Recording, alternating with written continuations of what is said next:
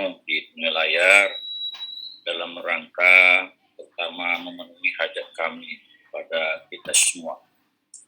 Sebelumnya saya mohon maaf, dapat tahu saya salah sebut. Yang saya hormati Bapak Kepala Dinas Kemajuan Desa Adat Provinsi Bali, dan khususnya Bapak Ketua Majelis Desa Adat dan tim peneliti dan segenap para mahasiswa yang berkontribusi dalam acara kita pagi hari ini sebagai mahasiswa yang memang membidangi keilmuan di bidang public administration. Sebelumnya perlu kami sampaikan Pak, singkat saja sebagai pengantar awal. Saya sendiri sebagai pengantar awal adalah mantan daripada Dekan Fakultas Ekonomi dan Ilmu Sosial UIN yang 1 Juli 2021 yang lalu berakhir. Kemudian tim anggota kami ini adalah juga memang membidangi di bidang ilmu publik administrasi. Makanya substansi penelitian kami ini ya berkaitan dengan publik. Perlu kami sampaikan Pak bahwa sebetulnya niat kami sejak dari awal ini ingin betul ini mau ke Bali ini. Karena seumur hidup saya sampai hari ini hanya saya bisa mengenal di dunia layar, di dunia maya saja. Tapi apa boleh buat Pak, Pak Kepala Dinas dan Bapak Ketua Majelis, karena kita terhukum oleh sikon yang menyebabkan sampai pagi hari inilah kita dapat melakukan acara semacam tukar informasi yang berkaitan nanti substansi penelitian kami. Jadi kami bersyukur ini Pak atas kesediaan Bapak bisa meluangkan waktu mendengarkan kami. Nah kalau tidak, saya tak bisa membayangkan ini kami Pak, bahwa ya sebuah penelitian barangkali hanya sebuah nama barangkali. Jadi terima kasih sekali dan doakan kami Pak, mudah-mudahan ada waktu ketika situasi normal bisa juga lah saya bisa berkunjung ke Bali, terutama untuk lebih mendalami yang namanya masyarakat desa adat di Bali. Karena sepengetahuan saya bahwa memang Provinsi Bali ini dengan segala karakteristiknya dibandingkan dengan berbagai provinsi yang lainnya di Indonesia memang punya keistimewaan tersendiri, bahkan punya posisi yang luar biasa di mata dunia barangkali. Kemudian sebetulnya masalah ini ya memang ada upaya kami membandingkan situasi kami di Provinsi Riau, tapi ternyata yang namanya desa adat di Riau ini dibandingkan dengan semacam info-info yang kami pahami tentang desa adat di Bali ini ya jauh panggang kami Pak dari api ini. Artinya di Riau ini yang memang hanya potensi sebuah nama, ada 8 desa tapi ya hanya sebatas nama, belum ada semacam wujud yang real yang betul-betul muncul sebuah desa yang namanya desa adat itu. Makanya tentu harus kami banyak belajar di Provinsi Riau, karena sepengetahuan saya artinya sejak 2014 ini betul-betul termasuk salah satu provinsi yang mewujudkan undang-undang itu dalam bentuk ya terbentuklah yang namanya berbagai desa adat di Provinsi Riau. Itu harapan kami, mudah-mudahan ada perubahan yang signifikan dibandingkan dengan keberadaan selama ini namanya dinas kepala desa dinas ya, dibandingkan dengan istilah munculnya yang namanya desa ini. Saya kira itu yang perlu saya sampaikan, dan terakhir tentu harapan kami mudah-mudahan bisa berjalan acara kita ini dan apa yang kami harapkan semacam informasi dari Bapak dan Ibu menjadikan bagian menunjang apa yang kami lakukan di dalam menyelesaikan nanti sebuah laporan itu. Terima kasih Bapak. Sampai di sini ya. Assalamualaikum warahmatullahi wabarakatuh.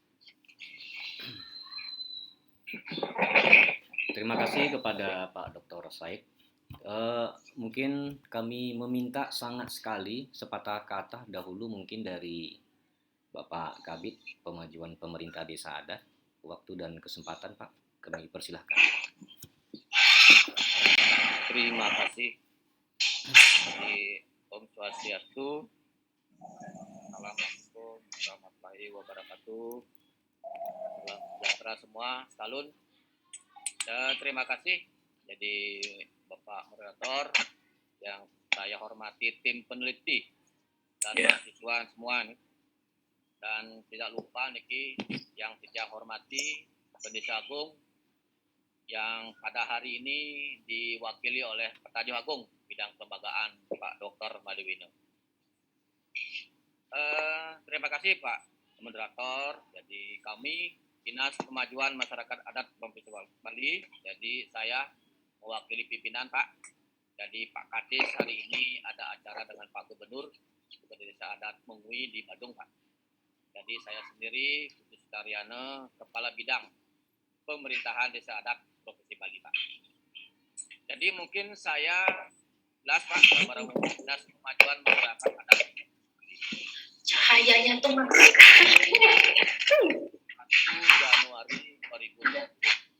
Jadi Pak. Jadi dinas kami ini Pak berdasarkan ada ginting. tahun 2019. Jadi kami memiliki perda terkait dengan desa adat. Sebenarnya Pak, desa adat ini kalau dibilang kita ini zaman kebetulan Pak, nggak ada desa adat. Sebenarnya pengisir kami Rek MDA Provinsi Bali Pak yang akan menjelaskan secara rinci. Mohon Pak Putu, suaranya lebih keras Pak Putu. Halo.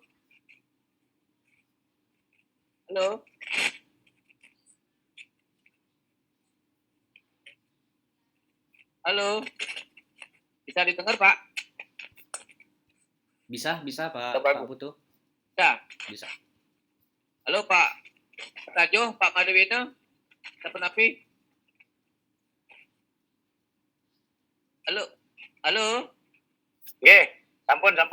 Dikeras sedikit. Sampun, Terima dikeras kasih. sedikit, Ya, terima kasih. Kita mulai. Mungkin saya sedikit mantan Pak. Jadi zaman penjajahan Belanda Pak. Jadi desa adat itu, jadi zaman penjajahan desa adat ingin dikuasai Pak oleh Belanda. Namun desa adat di Bali tidak bisa Pak. Jadi beliau membentuk desa dinas. Mungkin itu Pak gambaran umum. Kami ring dinas PMA Pak, Dinas Pemajuan Masyarakat Adat. Jadi yang terbentuk 1 Januari tahun 2020 Pak. Sekarang 2021 akhir niki hampir 1,5 tahun lebih lah gitu Pak. Ya. Dinas PMA ini terbentuk. Jadi Dinas PMA ini Pak tugas dan fungsinya ya, memfasilitasi desa adat Pak. Jadi kami memiliki pengelisir orang tua yang dihormati MDA Provinsi Bali Pak. Apapun tugas kami, tetap kami koordinasi matur nuwun sareng MDA Provinsi Bali. Dinas Pemajuan Masyarakat Adat Provinsi Bali Pak merupakan tipe A. Jadi eselon 2A, 1 sekretaris dan 4 kepala bidang. Jadi kami sendiri kepala bidang pemerintahan desa adat, kepala bidang hukum, kepala bidang ekonomi terkait dengan LPD, Bubda Pak, dan terakhir kepala bidang pembangunan, perencanaan pembangunan desa adat. Itu yang ada di Dinas PMA. Terkait dengan tugas Pak Dinas PMA, jadi kita hanya mengampu desa adat Pak. Jadi desa adat sesuai dengan Perda 4 tahun 2019, tetapi kami juga memiliki desa dinas sesuai dengan Undang-Undang Nomor 6 tahun 2014. Jadi tugas kami Pak tidak ada tumpang tindih Pak. Karena 1 desa adat kramo masyarakat itu sama dengan desa dinas Pak. Jadi tugas kami bersama-sama. Kalau yang desa dinas itu ada musrebang, jadi desa adat juga dilibatkan di sana. Sama juga dengan di desa adat, kalau ada paruman desa adat, masyarakat dinas juga dilibatkan di sana. Jadi tugas kami Pak tidak ada tukang tindih. Itu mungkin secara gambaran umumnya. Desa adat di Bali mempunyai unsur pokok Pak. Jadi parayangan, pawongan, dan pelemahan. Itu merupakan perwujudan dari filosofi Trihita Karana Pak di Bali. Jadi desa adat kami di Bali sangat kental Pak dengan adat, budaya, tradisi. Jadi filosofi Trihita Karana yang pertama mungkin bakti krama kepada Tuhan Yang Maha Esa.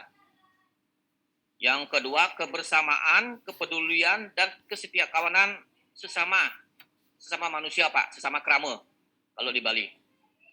Yang ketiga keserasian, keselarasan, serta kewelas asihan, asih kepada lingkungannya. Itu yang menjadi dasar Pak. Kenapa desa adat kita di Bali sampai sekarang ini mudah-mudahan walaupun ada gejolak sedikit tetapi bisa kita hadapi. Terkait dengan desa adat di Bali Pak, jadi kita memiliki struktur dari segi pemerintahan Pak. Ada bandesa, ketuanya itu Pak bandesa adat. Kalau ring desa dinas ada perbekal. Nah, ada penyarikan Pak, ring desa adat. Kalau ring desa dinas itu sekretaris. Kalau di desa adat ada petengennya bendahara. Kalau di desa dinas itu bendahara Pak. Itu struktur daripada desa adat dan desa dinas. Koordinasi kami tetap berjalan dengan baik. Sesuai dengan visi misi Pak Gubernur Pak, Nangun Satketi Loko Bali menuju Bali era baru. Diharapkan desa dinas dengan desa adat ini bersinergi Pak dalam pembangunan yang mana arahan Pak Gubernur menuju Bali era baru. Nah itu gambaran umum kita Pak dari Dinas PMA. Jadi tugas dari Dinas PMA adalah memfasilitasi desa adat. Kami memiliki 1.493 Pak desa adat di Bali. Jadi desa adat itu tidak semua sama Pak. Watak dan sifatnya itu beda-beda. Nanti mulai sebentar Pak pengisir kami MDA Provinsi Bali yang akan menjelaskan lebih rinci bagaimana desa adat itu dalam pemerintahannya, dalam strukturnya, dalam pemilihan desa adat bagaimana, dalam keseharian desa adat itu bagaimana Pak. Mungkin itu Pak gambaran kami dari Dinas PMA secara umum. Terima kasih Pak. Ya, terima kasih kami sampaikan kepada Pak Kabid, Bapak Ibu Sustaryana. Mungkin kami juga meminta sepatah kata dari Bapak Ketua MDA, Bapak Imade Wena. Waktu dan kesempatan kami persilakan, Pak Imade.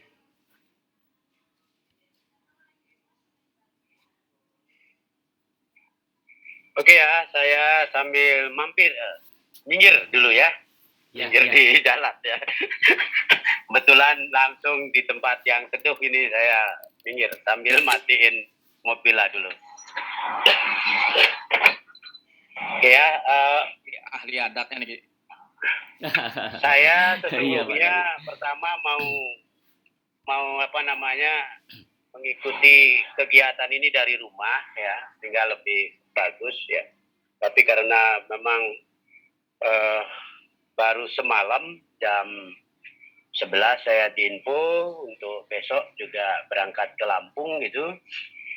Pagi-pagi harus tes PCR dulu karena kalau itu persyaratan sekarang biar bisa. Sekalian saya di jalan aja karena saya sebentar juga jam 1 ada kegiatan di kantor majelis ya. Pertama saya ucapkan terima kasih juga untuk kesempatan kita bisa berbagi ya Pak ya. Kita bisa berbagi tentang masalah adat ini. Yang saya hormati saudara moderator Pak Kabid Dinas Pemajuan Masyarakat Adat ya. Ini saya biar kita saling koreksi sedikit nanti Pak saudara moderator dan rekan-rekan peneliti ya. Dinasnya adalah Dinas PMA, Dinas Pemajuan Masyarakat Adat. Ya, bukan Dinas Pemerintahan Adat, tapi Pemajuan Masyarakat Adat. Karena kata pemajuan masyarakat adat ini juga kan sekarang lagi menjadi tren, menjadi upaya didorong oleh pemerintah pusat ya. Sehingga di Bali yang awalnya memang berpikir pemerintahan desa adat, tetapi kemudian disetujui menjadi dinas Pemajuan Masyarakat Adat. Dan mudah-mudahan ya, Dinas Pemajuan Masyarakat Adat yang saat ini baru ada di Bali, saya berharap kemudian di Riau segera muncul begitu. Ya, lama berharap kepada rekan peneliti sehingga dinas-dinas pemajuan masyarakat adat ini bisa ada di seluruh wilayah NKRI ini, karena masyarakat adat dimanapun ada. Gitu. Itu satu. Ya, selamat Pak Kabid ya, yang tadi katanya Pak Kadis mau ikut saya tunggu-tunggu juga ya. Kemudian yang pada Pak Dokter selaku Ketua Tim Peneliti ya, sama adik-adik mahasiswa juga terima kasih. Barangkali ini adalah baru satu orang yang berpikir masalah komparasi ya, komparasi terhadap implementasi Undang-Undang 6 2014 di Riau dengan di Bali ini. Yang memang kalau saya sepintas ya, karena saya juga mencoba memahami meskipun belum masuk ke hal yang paling substansi terkait dengan keberadaan masyarakat adat yang ada di luar Bali ya, yang ada di luar Bali. Saya juga mencoba untuk mulai memahami, berdiskusi dengan beberapa teman yang ada di luar Bali terkait dengan eksistensi daripada masyarakat adat. Bukan desa adatnya dulu, kita bicara masyarakat adatnya. Karena nanti dari konteks masyarakat adatlah kita akan bisa masuknya kepada desa adat. Gitu. Mungkin nah beberapa hal barangkali kalau kita bicara masalah desa adat, masyarakat adat di Bali, kalau saya Bapak ajak diskusi Pak, barangkali sampai 1 hari gitu, tidak akan habis untuk kita bicarakan terkait dengan desa adat ini. Betul. Namun demikian betul. barangkali ini hanya pemicu saja Pak Dokter ya. Nanti kalau ada hal-hal yang memang perlu didiskusikan, WhatsApp saya, kemudian email saya, barangkali bisa kita gunakan untuk langkah komunikasi lanjutan agar studi komparasi ini bisa memberikan hasil yang lebih maksimal, gitu kan?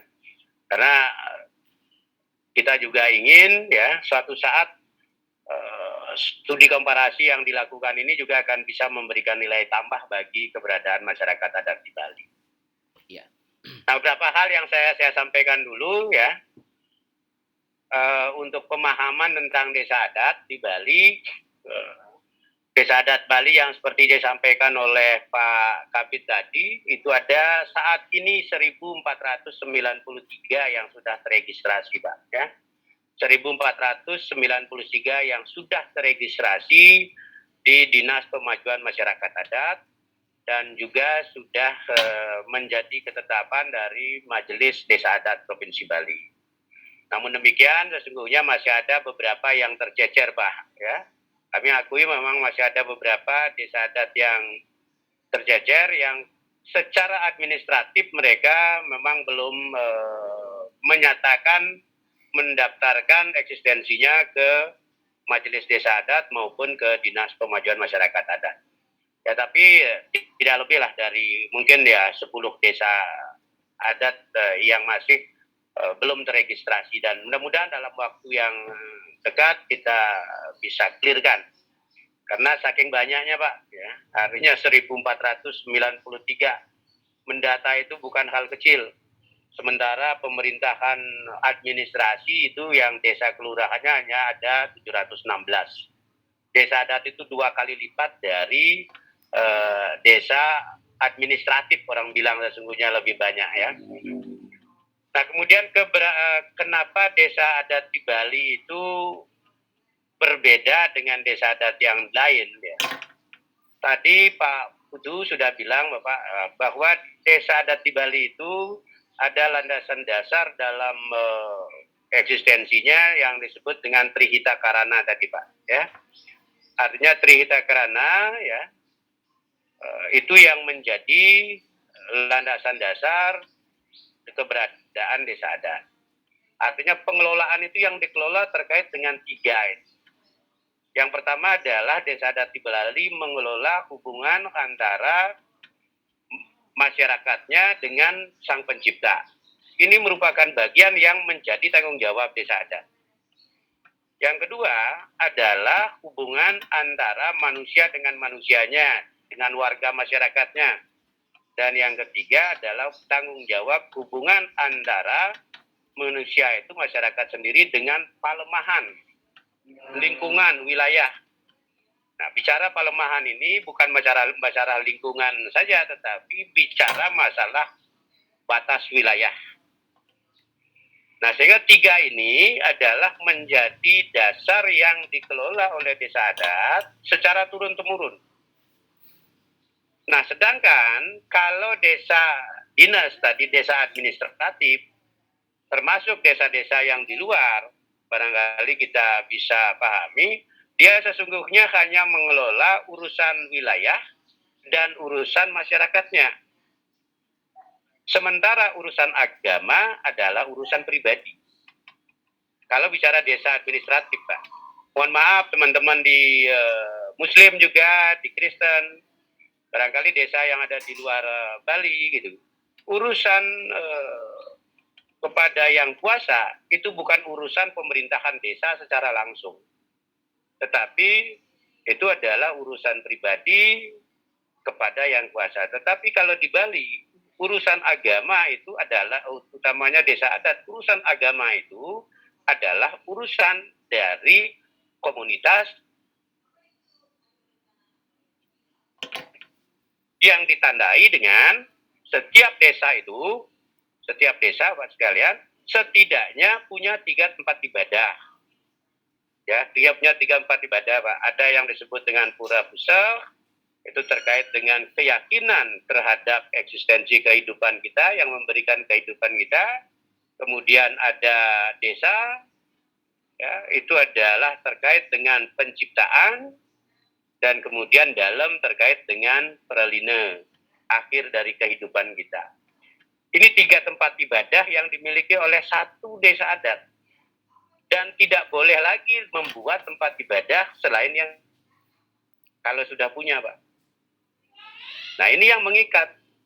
Tetapi mohon maaf, kalau misalnya di desa-desa dinas yang ada di Jawa, sepahaman saya, desa itu desa administratif desa itu sendiri tidak terkait dengan tempat ibadah, termasuk juga desa di Bali, Pak, tidak terkait. Sehingga kekuatan Bali, desa adat di Bali itu adalah terikatnya masyarakat adatnya dalam sebuah komunitas desa adat secara langsung terikat dengan tempat ibadah. Sehingga tidak boleh orang mendirikan tempat ibadah lagi desa itu selain tempat ibadah yang didirikan oleh desa. Nah, kalaupun ada tempat ibadah yang lain di rumah-rumah, itu adalah urusan pribadinya. Tetapi urusan di desa itu hanya satu, Pak. Nah, ini yang membedakan, karakteristik yang membedakan antara desa adat di Bali dengan desa dinas di Bali atau dengan desa yang ada di luar. Termasuk juga barangkali dengan desa adat kalau ada desa adat di luar Bali. Karena dia tidak terikat itu. Kemudian yang kedua juga terkait dengan pawongan. Pawongan tadi masyarakatnya. Masyarakatnya ini adalah terikat dalam satu kesatuan yang terkait juga dengan tempat suci tadi. Tempat ibadah tadi. Ini yang mengikat.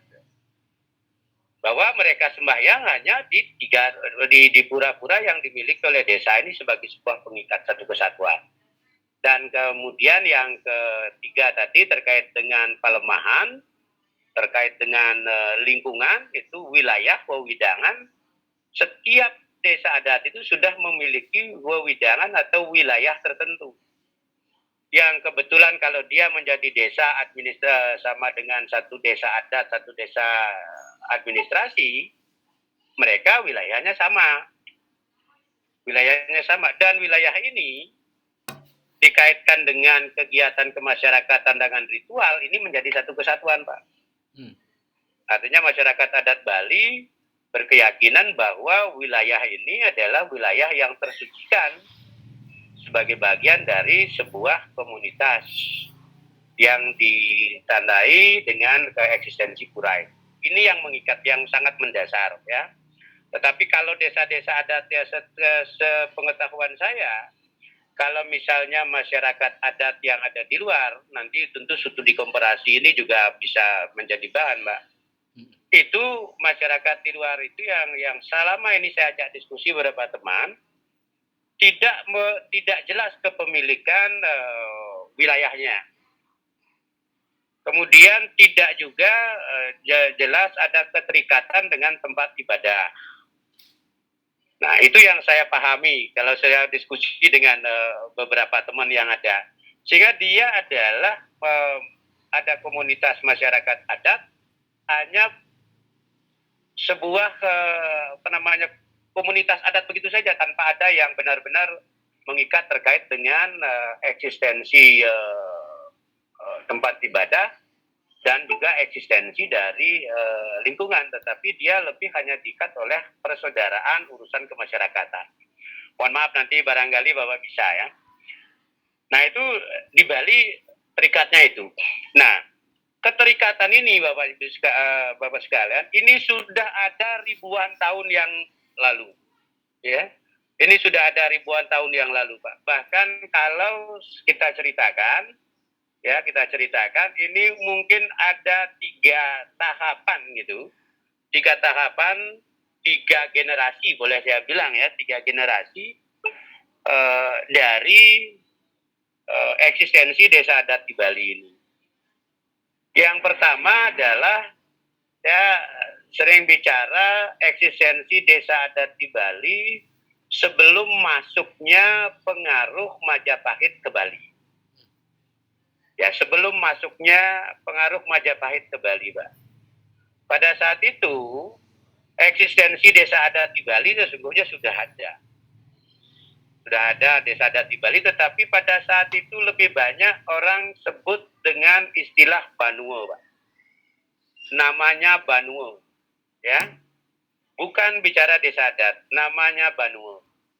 Tetapi Banuo ini ada banyak di daerah dataran tinggi.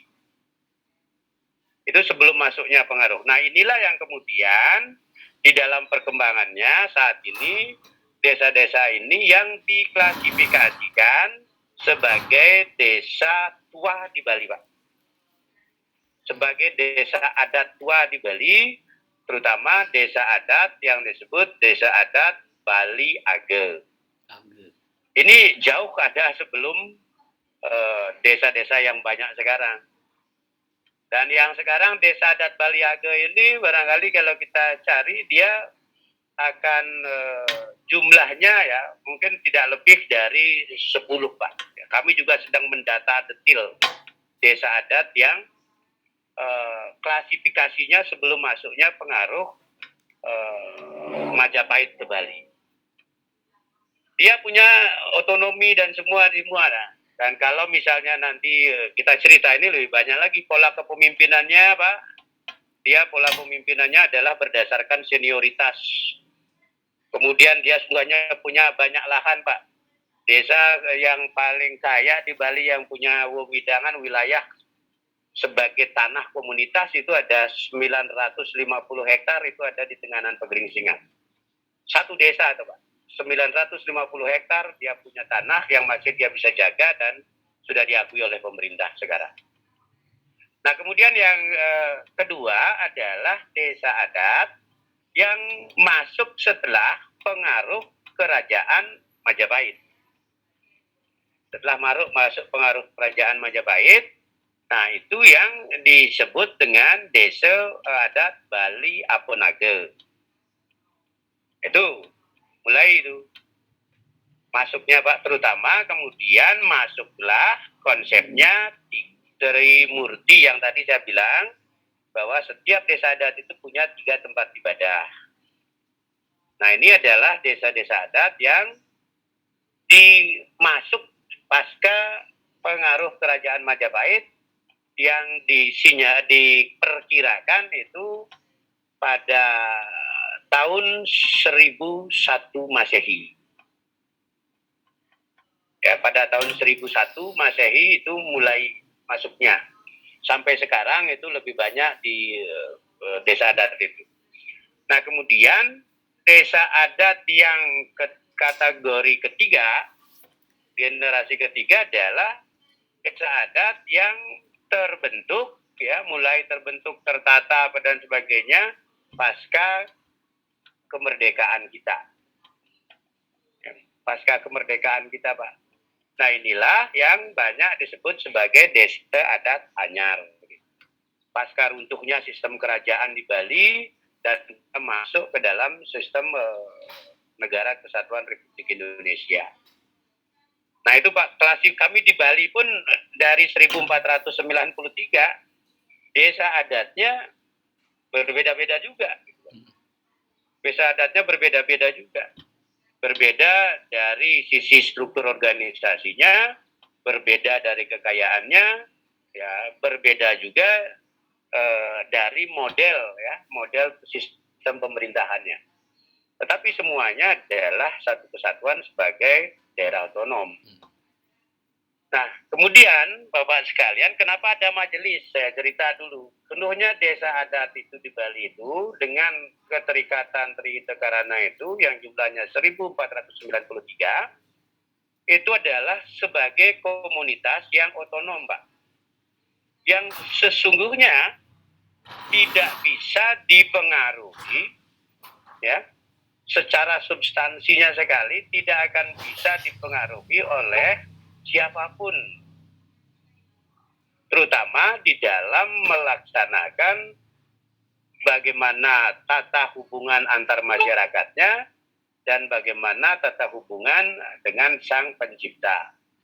Itu yang sering disebut dengan dresta. Itu akan sangat sulit, Pak, untuk dipengaruhi.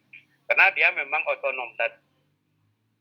Ini akan sangat sulit untuk, ya, karena sangat sulit dan satu dengan yang lain berbeda-beda gitu, Pak. Kalau dia sama tentu gampang mempengaruhi. Karena satu dengan yang lain berbeda-beda, ya, maka ini juga sangat akan sulit, tidak bisa untuk dipengaruhi karena sifat otonomnya. Tetapi kami bangga juga, ya, meskipun dia berbeda-beda, tetapi kalau kami coba hubungkan satu desa dengan desa yang lain, nanti akan ada sesuatu yang sifatnya menjadi sifat yang lebih tinggi, sifat kelompok lebih tinggi, yang di Bali bisa menjadi disebut dengan logodreste. Tetapi kalau ada lagi yang lebih di luar akan menjadi ada kesamaan dalam konteks Bali yang disebut dengan punadreste. Sehingga di dalam implementasi pelaksanaan pemerintahan desa adat ada hal yang memang sifatnya lokal sekali, otonom, sama sekali nggak bisa kita intervensi, Pak. Tetapi ada hal juga yang bisa dilaksanakan karena gabungan dari beberapa desa adat lokal. Misalnya di Kabupaten Badung itu bisa ada kesamaan tertentu, tetapi bisa berbeda dengan yang ada di Buleleng atau yang ada di Bali Timur. Nah, ini yang tidak kena, karena tidak bisa dan tidak boleh kita lakukan intervensi, sementara ada hal-hal yang sama juga sebagian kecil. Dan untuk menguatkan dalam sistem pemerintahan di era kekinian, maka desa adat inilah kemudian membentuk yang namanya Majelis Desa Adat, Pak. Ya, artinya Majelis Desa Adat ini dibentuk itu oleh seluruh desa adat yang berada di Bali. Dia berkumpul, sesungguhnya ide ini sudah dari dulu ada. Dulu namanya adalah Majelis Desa Pekraman, Pak. Ini tahun 2001 sudah mulai diinisiasi. Kemudian terbentuk awalnya itu 2003. Nah, tetapi kemudian 2019 kemarin, berarti setelah jalan hampir 16 tahun, ini bergeser kembali menjadi Majelis Desa Adat. Yang awalnya adalah Majelis Desa Pekraman. Yang sebelum itu, ya, memang desa adat yang ada di Bali, dia secara organisasi tidak terorganisir oleh sebuah organisasi seperti sekarang majelis ini, tetapi dia terikat oleh tempat ibadah, tetap terikat tempat ibadah. Nah, kemudian dalam penerapannya Undang-Undang 6 2014, Pak. Nah, ini saya bercerita, kan ini kaitannya dengan Undang-Undang 6 2014, di mana sesungguhnya dalam undang-undang itu kita diberikan kesempatan untuk memilih sesungguhnya, ya, menetapkan apakah desa di bawah itu, ya, akan dijadikan desa atau akan dijadikan desa adat. Kan ini sebenarnya undang-undang itu memberi pilihan.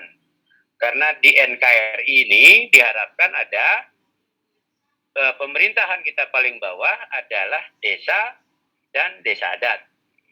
Artinya bisa saja dipilihnya desa sebagai pemerintahan paling bawah, tetapi bisa juga dipilihnya desa adat sebagai pemerintahan paling bawah.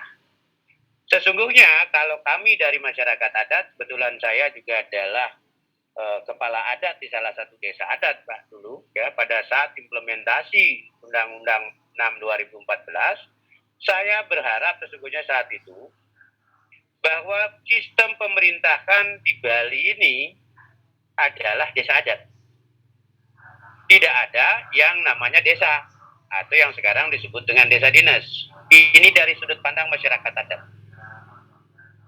Dari sudut pandang masyarakat adat, sudut pandangnya kami adalah pemerintahan paling bawah itu adalah desa adat. Sehingga desa adat ini menjadi harapan kami waktu itu sebagai bagian perjuangan munculnya Undang-Undang 6 2014 bersama Pak Koster waktu beliau masih ada di DPR RI. Sehingga sesungguhnya Bali akan menjadi gitu, Pak, desa adat sebagai daerah otonom tingkat 3.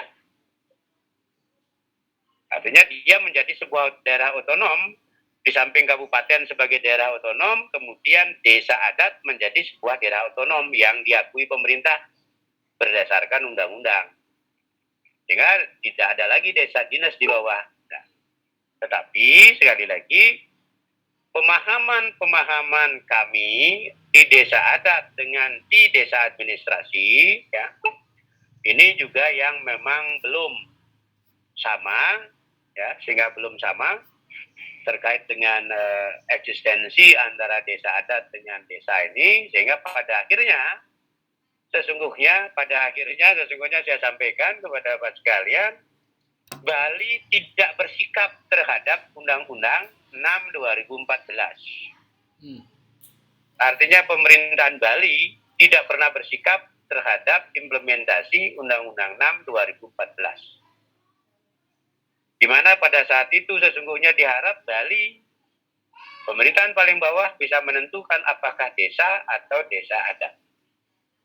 Bahkan sampai saya sendiri waktu jadi kepala adat, dengan Pak Bupati juga dengan ini tidak ada satu kesepakatan apapun di pemerintahan dengan pemerintah daerah pada saat itu. Tetapi dilakukan pembiaran sehingga yang pada akhirnya undang-undang batas daripada pemberlakuan undang-undang itu 2 tahun setelah ditetapkan, pada akhirnya Bali tidak pernah merespon Undang-Undang 6 2014, memilih itu, ya karena tidak merespon maka tetaplah desa yang sebelumnya diakui. Nah itu implementasi di bawah, Pak. Ya, implementasi terhadap Undang-Undang 6 2014. Sehingga kalau Pak ditanya apakah Bali pada saat itu memilih, enggak. Nah barangkali itu dulu Bapak sebagai pembuka saya. Nanti kalau kita diskusi sekali lagi, kalau saya ajak diskusi untuk urusan desa adat ini barangkali sehari juga enggak bisa habis, Pak. Oke, ya itu kan nanti kita diskusi lebih panjang karena memang sesungguhnya harapan saya selaku kepala adat dulu sebenarnya kita ingin menjadikan desa adat itu sesungguhnya sebagai bagian pemerintahan NKRI di tingkat paling bawah sebagai daerah otonom, sehingga bisa menjadikan Bali itu sebenarnya otonomi khusus kalau dilihat dari sistem pemerintahan. Kita tidak pernah saya sebagai masyarakat adat itu tidak pernah dari dulu nuntut otonomi khusus apa, tetapi dengan ditetapkan, kalau dulu ditetapkan desa adat sebagai pemerintahan paling bawah sebenarnya sudah otonom, tetapi itu belum terwujud. Gitu. Karena tidak ada pemerintahan dimanapun di Indonesia ini yang sistem pemerintahan paling bawahnya semua desa adat. Tetapi sekarang kan ada yang desa adat dan ada yang dinas juga. Demikian saudara moderator, barangkali sebagai pembuka saya, meskipun pembukanya cukup panjang gitu, ya. Sekali lagi terima kasih. Kami persilahkan kalau ada diskusi mari gitu. Oke. Monggo. Terima kasih Pak Ketua MDA, sangat mengapresiasi kami sekali. Intinya bahwa kami melihat apa yang disampaikan oleh Pak Ketua, bagaimana caranya adat Bali itu sebelum masuknya pengaruh Majapahit hingga NKRI Merdeka itu luar biasa menjaga keutuhan adat desa Bali. Bapak Kabid dan Bapak Ketua MDA yang kami hormati, kami ada 3 orang sebenarnya dalam penelitian ini. Ketua tadi yang Pak Dr. Said, kemudian saya sendiri. Kemudian satu lagi itu adalah Bapak Muammar Al-Qaddafi, kandidat doktor yang fokus dalam penelitian pemerintah desa. Mungkin untuk memaksimalkan waktu yang diberikan oleh Bapak Kabid dan Bapak Ketua MDA, kami akan memaksimalkan juga karena kami sadar tentu Bapak Kabid dan Bapak Ketua MDA banyak aktivitas. Mungkin kami ada 8 pertanyaan ini Pak Kabid dan Pak Ketua MDA yang akan kami bergilir nanti bertanya mengenai 8 pertanyaan itu. Mungkin langsung saja untuk menyingkat waktu Bapak Dr. Said dulu mungkin. Silakan Pak Dr. Said sesuai dengan pertanyaan kita yang 8 itu Pak Said. Terima kasih.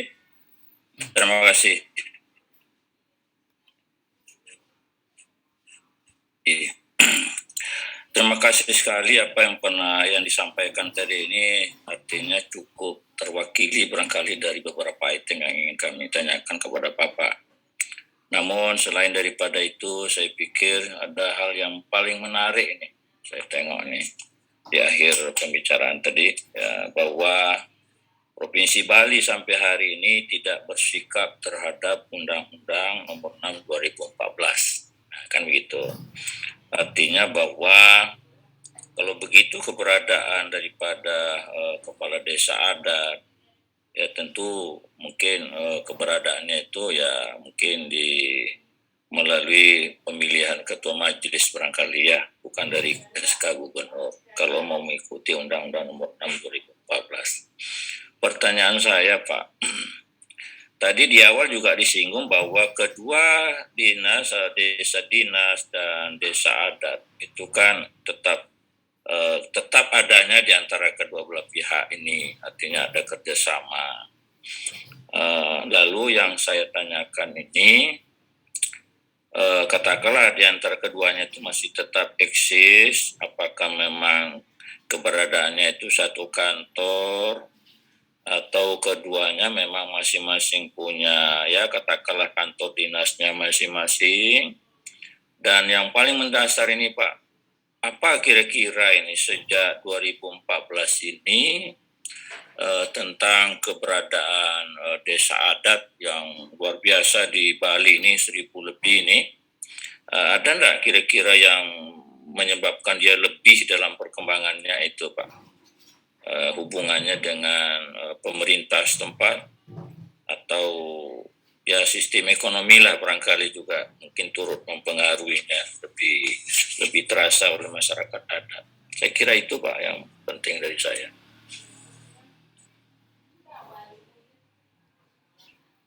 Halo, Ya. Oke, saudara moderator, saya langsung jawab atau bagaimana? Jawab langsung aja Pak Ketua MDA. Ya, terima kasih ya. Pertama yang saya sampaikan seperti tadi, sesungguhnya secara kelembagaan pada saat sampai berakhirnya pemberlakuan rentang waktu pendaftaran itu memang di Bali nggak bersikap ya. Itu artinya dengan tidak bersikap otomatis kan yang sudah ada itu dibiarkan Pak. Ini secara politik sesungguhnya, secara politik sebenarnya sikap pemerintah melihat adanya pro kontra itu, antara pro kontranya bersumber sesungguhnya antara kepala desa dan kepala adat. Dengan adanya dibiarkan saja begitu saja kan otomatis yang sudah ada diakui gitu Pak. ya. Hmm. Nah, kemudian sesungguhnya sisi lain ya, karena ada proses seperti itu dan kemudian tidak ada penyikapan, maka mulailah kemudian desa adat itu sendiri dampak dari undang-undang ngeh dengan eksistensi dirinya gitu. Artinya menyadari atas eksistensi dirinya. Sehingga kata Pak tadi bagaimana pasca Undang-Undang 6 2014 itu terhadap eksistensi desa adat. Kalau yang sebelumnya ya, sebelum adanya Undang-Undang 6 2014 itu ya banyak desa adat yang berjalan tidak kurang pedulilah dengan eksistensi dirinya. Padahal dia mestinya bereksistensi gitu. Iya. Tetapi dengan adanya mulai di situ, dia kemudian ini mulai bangkit. Ya termasuk barangkali saya adalah orang yang dengan beberapa teman yang sempat demo Pak pada saat itu ke Jakarta berdua-dua ya untuk bagaimana desa adat ini dijadikan sebagai pemerintahan paling bawah. Karena kita menganggap bahwa ini adalah kesempatan untuk mempertahankan eksistensi masyarakat adat. Gitu. Tapi sudahlah gitu kan. Nah, tetapi kemudian kita bersyukur Pak, meskipun itu kemudian pemerintah tidak bersikap, sementara di satu sisi masyarakat adatnya mulai ngeh bangkit dengan eksistensi dirinya, gitu. Kemudian sekarang ini eksistensi dari desa adat ini dilindungi oleh pemerintah daerah secara regulasi, secara aturan hukum, dilindungi oleh masyarakat pemerintah daerah melalui Perda 4 2019. Barangkali itu nanti Bapak silakan baca Perda 4 2019 tentang desa adat di Bali. Ini perdanya spesifik, Pak. Perda 4 2019 tentang desa adat di Bali. Bukan desa adat di Indonesia. Oke. Ya, Pak Ketua. Satu lagi bisa. Silakan Pak Ketua. Jadi artinya saya memahami. Ya. Oke. Saya memahami betul bahwa ternyata masyarakat Bali ini memang sejak dulu kental dengan adatnya, masyarakat adatnya sampai hari ini, ya kan gitu. Walaupun sudah di backup dengan undang-undang itu tadi, artinya ya bagaimanapun tetap juga menjadikan acuan juga, tapi mungkin lebih kental kepada hasil daripada majelis adat itu. Yang perlu saya tanyakan Pak stressingnya, kira-kira ini desa adat dan masyarakat adat Bali yang begitu kental sampai hari ini katakanlah semakin ke depan akan semakin populer barangkali, kira-kira apa penyebabnya ini Pak? Oke, kembali Pak, apa yang memotivasi? Saya barangkali bisa bilang lebih memotivasi lah Pak ya, untuk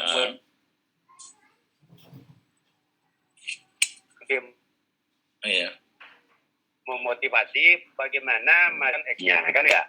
Yang pertama adalah terkait tadi Pak, tempat ibadah itu adalah sebuah pengikat ya. Bagaimana itu tempat pengikat Pak, itu adalah agama. Sehingga kalau bicara Bali, agama Hindu Bali itu adalah jiwanya dari desa adat. Jiwa dari desa adat. Sehingga kalau tidak kita pertahankan ini, ya tentu agamanya juga nanti hilang Pak. Iya. Nah, itu. Iya. Itu yang satu. Kemudian yang kedua, kenapa kita mencarikan masalah global wilayah Pak? Kan sudah ada masuk teman-teman di berbagai terjadi transformasi kependudukan dari satu desa ke desa lain, termasuk dari satu pulau ke pulau lain, satu provinsi dari umat kan itu Pak. Ya ini juga harus kita bangkitkan untuk bagaimana menjaga eksistensi diri. Dan yang ketiga juga adalah potensi desa, Pak. Nah, sekarang saya sama potensi desa dan kemudian kekayaan desa. Kalau dibicara Bali, yang punya kekayaan itu adalah desa adat, Pak.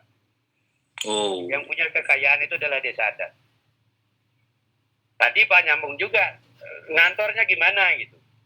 Yeah. Memang kalau dulu banyak kantor-kantor kepala desa itu hampir separuh lebih itu adalah memanfaatkan tanahnya desa adat. Artinya tempat-tempat kantor kepala desa itu yang Tanah desa tanah adat. yang dimanfaatkan adalah tanahnya desa adat. Tapi desa adatnya sendiri nggak punya kantor dulu itu. Ya kan, Pak? Nah, Iya. desa adat tidak perlu kantor. Nah, sekarang kita sudah membangkitkan ini karena saya sendiri dengan beberapa desa adat yang ada ini sudah mulai mengeksistensikan diri. Sehingga kalau sekarang kita bicara, mungkin sudah ada 40% desa adat di Bali yang sudah punya kantor. Oh. Nah, dia sudah punya kantor tersendiri di tanah desa adatnya. Atau ada juga yang sementara kalau dia tidak punya kantor khusus, dia akan ngantor di lembaga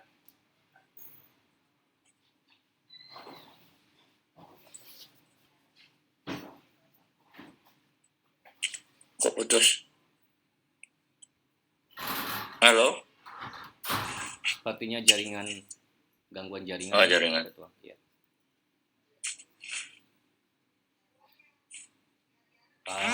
Pak Wadewina.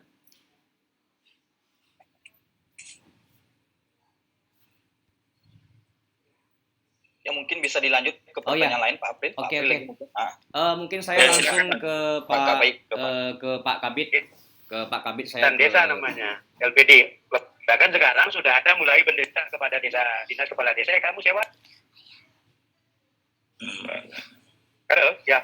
Mamat, tadi sempat putus. Inilah jaringan bukan saya yang punya ya. Kalau saya Iya, Pak Ketua. Oke. Ya. Artinya tadi kembali untuk kantor ya. Kantor itu lebih banyak ya. Dimiliki tanahnya oleh desa adat. Barangkali Bapak juga banyak sekarang lihat di Bali itu ada daerah-daerah pariwisata ya. Daerah pariwisata, Pak. Nah, daerah pariwisata itu sesungguhnya sekarang itu lebih banyak sebenarnya dikelola oleh masyarakat adat.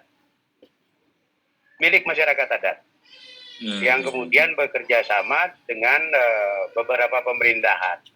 Misal, Bapak yang Bali kalau mau di Tanah Lot misalnya. Tanah Lot itu miliknya Desa Adat Braban namanya, Pak.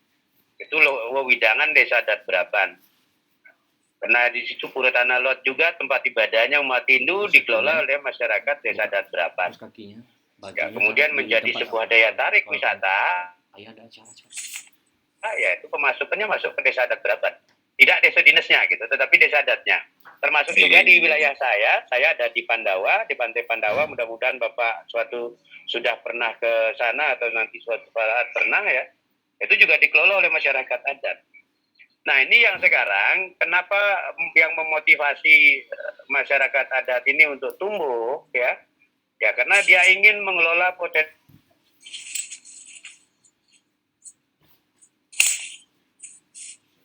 yang ada ini jangan sampai juga dikelola dari pemerintah administrasi tadi. Ya, karena tanah-tanah yang ada di desa adat itu klasifikasinya juga akan banyak kalau kita ceritakan, Pak. Itu barangkali Pak untuk saya artinya motivasi kita untuk ini mengoptimalkan. Nah, dan apalagi sekarang kita bersyukur dengan adanya Dinas Pemajuan Masyarakat Adat ini yang menjembatani antara desa adat ya dengan pemerintah melalui Majelis Desa Adat gitu. Melalui Majelis Desa Adat sehingga Pak Putu dibilang tadi jangankan Pak Putu sebagai Kabid atau Dinas Pemajuan Masyarakat akan intervensi desa adat, saya sendiri selaku majelis bersama teman-teman juga tidak akan bisa intervensi, Pak. Kami juga hanya memfasilitasi. Nah, termasuk tadi Bapak tanyakan SK ya. SK pimpinan adat, Pak. Nah, pimpinan adat itu saya bilang dari sisi tata cara pemilihannya dulu ya. Ada desa adat yang dipilih berdasarkan senioritas. Kemudian yang kedua, ada pimpinan adat yang dipilih berdasarkan keturunan. Itu kalau yang senioritas itu adalah desa adat Baliage. Itu berdasar nomor, kalau kayak di dinas itu di pemerintahan kayak nomor urut kepangkatan lah Pak ya. Ya, nomor urut kepangkatan paling tinggi dia akan menjadi pemimpinnya. Dan nama pemimpinnya juga aneh-aneh, Pak. Tidak pendesa, tidak gini, tetapi dia namanya adalah bisa menjadi tamping takon, tamping keke, yang gitu-gitu namanya ada. Kemudian yang kedua ada yang disebut secara keturunan, berdasarkan keturunan dari kelompok tertentu. Ya, kalau bicara keluar barangkali sama juga, di luar itu banyak suku-suku tertentu gitu. Kalau di Bali dibilang klan-klan tertentu. Ya, suku Bali ini bisa terdiri atas klan tertentu. Nah, klan itu yang bisa menjadi seketurunan pemimpin. Nah, kemudian yang ketiga baru berdasarkan pemilihan oleh masyarakatnya. Jadi pada tidak ada 3 tipe bagaimana memilih pemimpin, dan tidak sama. Dan ini tidak bisa. Kalau yang sudah berdasarkan nomor urut kepangkatan itu, ya mau bagaimanapun kami intervensi kan nggak bisa, Pak. Yang sudah memang berdasarkan keturunan itu tidak berani kita intervensi itu.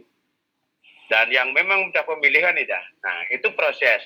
Kemudian SK-nya, sekarang ini karena kita perlu administrasi, maka SK sekarang dikeluarkan oleh Majelis Desa Adat sebagai bentuk pengakuan saja, Pak. Bukan mengesahkan. Nah, karena sahnya pemimpin adat itu ada di sidang utama dari masing-masing desa adat, atau parum disebut dengan paruman desa adat. Mereka lah yang bersidang memutuskan siapa pemimpinnya. Sahnya pemimpin itu dalam paruman itu. Kami majelis dan apalagi PMA tidak akan bisa intervensi masuk. Tetapi kalau dia sudah mencemoohnya pemimpin, dia mengusulkan surat keputusan pengakuan saja kepada Majelis Desa Adat. Ini sebagai bukti adalah nanti administrasi untuk kepentingan administrasi di Dinas Pemajuan Masyarakat Adat, administrasi lain termasuk di perbankan gitu, sehingga ada SK yang sama. Ini adalah bentuk pengelolaan baru dari sistem pemerintahan desa adat dengan adanya SK. Kalau dulu tidak ada, Pak. Tidak ada SK gitu. Dari dulu dia baru mulai dengan adanya Dinas Pemajuan Adat ini sekarang kita kelola. Kalau sebelum ada Dinas Pemajuan Adat ini, kadang-kadang ada yang punya SK dibuat oleh dirinya sendiri, kadang-kadang karena ada yang meminta, dia minta ke Pak Camat, kadang-kadang karena merasa dekat ke bupati, minta ke bupati gitu. Dan kadang-kadang ada yang nggak mau buat SK sama sekali. Tetapi kalau sekarang dengan adanya Dinas PMA, kita sudah koordinir bahwa kita hanya memberikan pengakuan, tidak mengesahkan. Sehingga pengakuan ini adalah memperkuat eksistensi mereka. Demikian, Pak Dokter. Oke, terima kasih Pak Ketua MDA dan Pak Said. Saya langsung ke Dinas PMA. Ada 3 pertanyaan yang akan saya sampaikan Pak Kabid. Pertama, bahwa keseriusan pemerintah Bali itu banyak mengeluarkan kebijakan bagaimana caranya menguatkan eksistensi desa adat di Bali itu sendiri. Pertanyaan saya pertama, apa sebenarnya tujuan yang ingin dicapai pemerintah Provinsi Bali dengan menguatkan desa adat di Bali? Kedua, tadi saya mengingat pernyataan dari Pak Kabid bahwa tugas MDA itu mengampu, kemudian mengakomodir desa adat di Bali. Nah, yang saya ingin tanya, apa bentuk program-program ketika pemerintah desa adat Bali atau Dinas Pemajuan Masyarakat Desa, program-program yang dibuat dalam penguatan desa adat di Bali. Mungkin itu yang ingin saya sampaikan kepada Pak Kabid. Terima kasih, Mas Moderator. Jadi, pertanyaan yang pertama terkait dengan tujuan yang ingin dicapai Dinas PMA dalam usaha penguatan desa adat di Bali. Jadi, kami Pak Dinas Pemajuan Masyarakat Adat, Pak ya, Dinas Pemajuan Masyarakat Adat, melakukan permasyarakatan ya. Dinas Pemajuan Masyarakat Adat kita memiliki Perda Pak. Jadi Perda 4 tahun 2019 apa yang disampaikan oleh Pak Madewina tadi, yaitu tentang desa adat di Bali. Dalam Perda 4 Pak. Jadi dalam Perda 4 tahun 2019 Dinas Pemajuan Adat mengampu Pak. Jadi di dalam Perda itu ada tugas pokok dari Dinas Pemajuan Masyarakat Adat Provinsi Bali untuk mengampu dan melindungi desa adat yang ada di Bali. Walaupun masih ada desa adat yang tercecer seperti yang tadi disampaikan oleh Pak Madewino. Di mana desa adat atau negara mengakui dan menghormati kesatuan masyarakat hukum adat beserta hak tradisional sepanjang hidup dan sesuai dengan perkembangan masyarakat adat prinsip Negara Kesatuan Indonesia yang diatur dalam undang-undang. Ini berarti bahwa keberadaan dan kesatuan masyarakat hukum adat wajib tetap dan diakui dan diberikan jaminan keberlangsungan kehidupannya dalam Negara Kesatuan Republik Indonesia. Ini berarti bahwa desa adat itu diakui Pak dalam Kesatuan Republik Indonesia. Itu tujuan yang ingin dicapai dalam penguatan desa adat. Di samping itu juga desa adat Pak memiliki hak dan menegaskan bahwa identitas budaya dan hak masyarakat tradisional yang dihormati selaras dengan perkembangan zaman dan peradaban. Jadi desa adat itu Pak, tujuan utamanya diakui keberadaannya dalam perkembangan zaman yang modern ini. Di samping itu juga desa adat tumbuh Pak dan berkembang di Bali ini dan memiliki hak asal usul, jadi hak tradisional, hak otonomi Pak, jadi hak otonomi asli dan mengatur rumah tangganya sendiri. Itu daerah desa adat itu otonom Pak.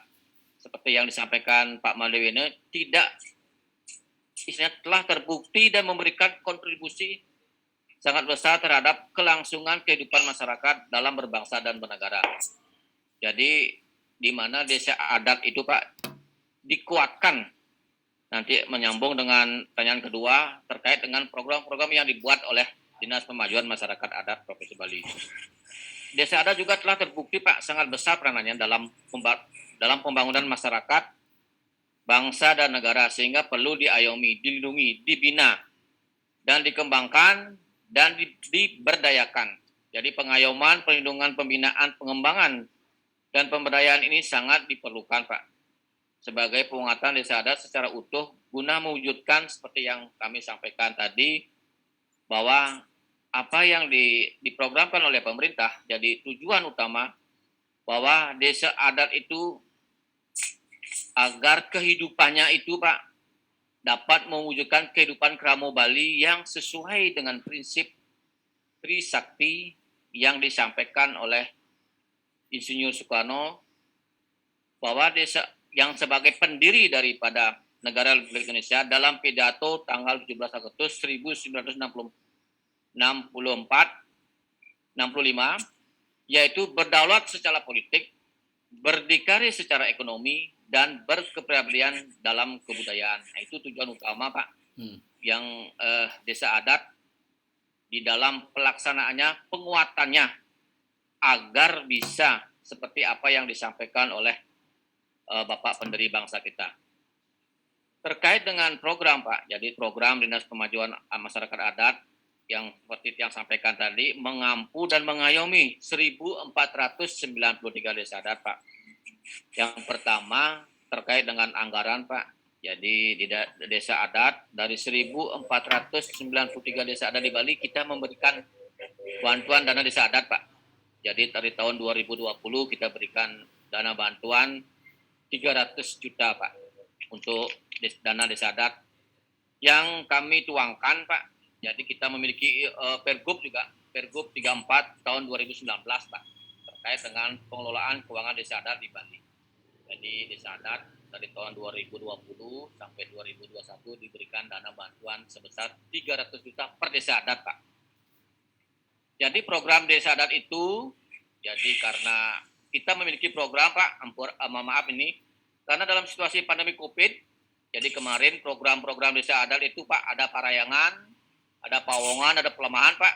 Jadi di Parayangan mungkin untuk upacara adat, di Pawongan untuk kegiatan Pak, di pembangunan. Nah untuk di Palemahan kegiatan untuk kita kalau di Bali namanya, kalau di Jawa itu orang meninggal Pak, kalau kita di Bali ke Sitre. Nah itu yang di Palemahan Pak. Tetapi Pak, jadi karena situasi COVID ini, untuk tahun 2020 kegiatan itu kita hilangkan Pak. Kita jadi program desa adat, kita alihkan ke bantuan pangan non tunai untuk kerama istri yang terdampak COVID Pak. Itu program-program kita sampai dengan tahun 2021 kegiatan untuk program prioritas kita juga alihkan ke penanganan COVID untuk kerama yang terdampak di kerama desa adat masing-masing. Nah itu program-program kita Pak. Di samping itu terkait dengan penguatan desa adat juga kami telah melaksanakan bantuan-bantuan terkait dengan bintek Pak. Jadi melaksanakan bintek kami untuk prajurit desa adat, terutama terkait dengan petengan atau bendahara desa adat. Jadi 1493 Pak, dalam situasi COVID kita juga melaksanakan bintek nih kepada semua petengan desa adat. Dan bagaimana cara menggunakan dana desa adat yang dibantu dari pemerintah Provinsi Bali. Itu yang kami laksanakan Pak, walaupun dalam situasi pandemi COVID ini. Mungkin kegiatannya kita panggil atau kita yang turun ke lapangan. Itu yang kita laksanakan. Terkait mungkin dengan pembinaan lain Pak. Jadi terkait dengan komunikasi, koordinasi, karena kami juga baru terbentuk hampir baru satu setengah tahun lebih Pak. Dalam situasi pandemi COVID ini tetap kita laksanakan koordinasi, konsultasi terutama terkait dengan pembantuan keuangan desa adat, terkait dengan pembentukan bugda Pak, bugda ekonomi. Di desa adat itu ada bugda dan LPD. Kita penguatan Pak terkait juga dengan seperti sampaikan tadi oleh Pak Madewine terkait dengan pararem atau awik-awik. Kita bantu juga untuk mengoreksi nomor. Nah, juga terkait dengan pembangunan Pak, perencanaan 5 tahun. Jadi desa adat kita bantu juga menyusun pembangunan desa adat. Kita koordinasi juga dengan desa dinas Pak. Mungkin itu Pak yang bisa kami sampaikan Pak. Terima kasih. Terima kasih kepada Pak Kabid itu. Silakan Pak Muammar. Barangkali ada pertanyaan juga. Baik, terima kasih Pak April atas kesempatannya. Saya Muammar, pertama saya mengucapkan Om Swastiastu. Terima kasih Pak Kepala Bidang Pemajuan Desa Adat atas penjelasannya, dan Pak Ketua Majelis Desa Adat tadi Pak Dr. Imade Wena MSI selaku hal yang mewakili Ketua Majelis Desa Adat Provinsi Bali. Dari penjelasan yang disampaikan oleh Pak Ketua MDA tadi dan penjelasan yang disampaikan oleh Pak Kepala Bidang Ibu Tutaryana terkait dengan kedudukan status dan kedudukan desa adat di Bali ini pasca berlakunya Undang-Undang Nomor 6 Tahun 2014 ini. Dari penjelasan tersebut dapat sebenarnya kami tarik benang merahnya adalah yang pertama bahwa secara sosiologis memang desa adat Bali itu sudah ada sejak lama yang kemudian dilestarikan dan dipelihara oleh masyarakat Bali. Gitu. Walaupun fase-fase perkembangannya mengalami perkembangan-perkembangan. Nah, kemudian di pasca 2014 ini kelihatannya dari sisi administrasi pemerintahan itu kemudian dikuatkan dari adanya kebijakan politik dan hukum khususnya oleh pemerintah Provinsi Bali. Saya lihat dari Pak Gubernur yang begitu, bahasa saya begitu punya keinginan yang kuat ya, yang ngotot ya, saya lihat itu dari tampilan-tampilan di YouTube yang menjelaskan terkait dengan desa adat di Bali. Nah, penelitian kami ini, Pak Kabid, Pak Ketua, sebagai status studi komparatif, karena memang kami jadikan Bali sebagai studi untuk bahasa tepatnya mungkin adalah untuk karena kami bandingkan Riau di Siak. Di Siak ini salah satu kabupaten di Riau yang sebenarnya ingin ingin membangkitkan potensi adat istiadat masyarakat itu menjadi satu sistem penyelenggaraan pemerintahan yang sebenarnya itu sudah teramputasi ya, bahasa saya sudah teramputasi sejak masa Orde Baru mungkin tepatnya ya, sejak masa Orde Baru yang melakukan penyeragaman desa yang tidak memberikan otonomi. Nah, karena Bali itu tadi sudah dijelaskan dan berbagai literatur yang kami baca bahwa memang Bali itu secara sosiologis bahkan secara politik hukum memang terus dipelihara oleh pemerintah itu, sehingga pada saat ini telah mendesain sebuah sistem pemerintahan. Nah, kalau di Riau Pak, ini baru tahap tahap penggalian, belum masuk ke tahap pengkapasitasan, bahkan belum sampai ke tahap pendayaan lah kalau dari teorinya. Kalau di Bali mungkin saya lihat sudah sampai ke tahap pendayagunaan lah gitu. Nah, dari Perda dan Pergub yang saya baca, dari yang saya download di Google gitu, yang saya coba pelajari bersama tim peneliti dan sudah dijelaskan tadi dalam bentuk konfirmasi dengan Pak Ketua dan Pak Kabid. Mungkin secara teknis saja nih pertanyaan saya Pak Kabid, Pak Ketua. Mungkin ke Pak Ketua Majelis Desa Adat, mungkin pertanyaannya sangat teknis ini untuk memperkuat. Apa saja kira-kira Pak ya selama berdirinya MDA ini untuk menguatkan desa-desa adat di Bali ini, aturan-aturan ya dalam bentuk aturan tertulis gitu ya yang dikeluarkan oleh MDA untuk menguatkan penyelenggaraan desa adat di Bali ini. Artinya keputusan-keputusan yang telah dikeluarkan.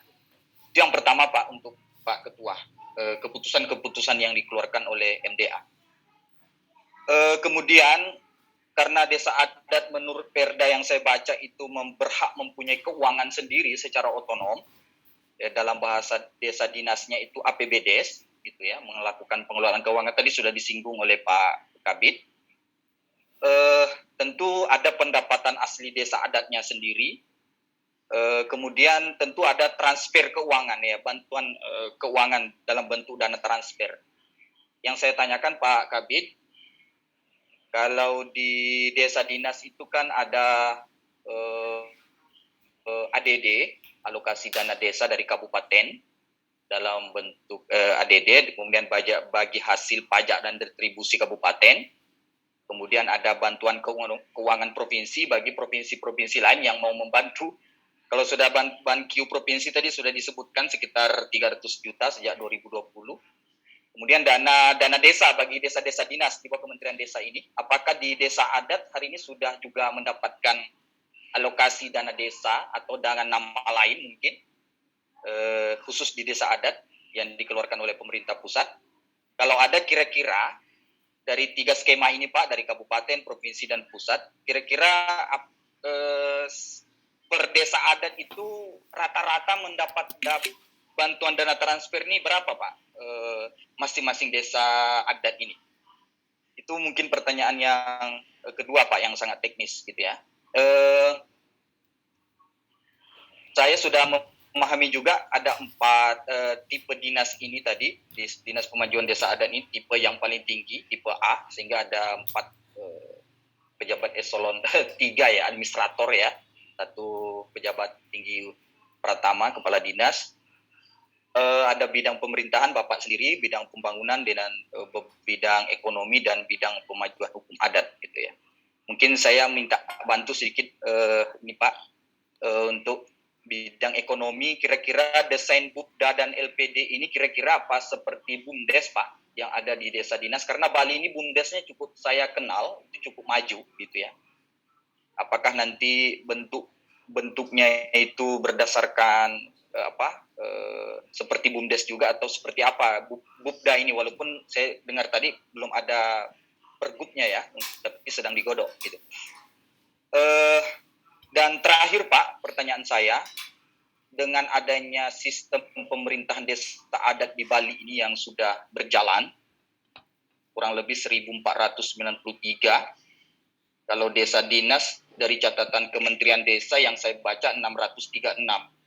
Tapi kalau dari penjelasan Pak Ketua tadi 716 desa dinas.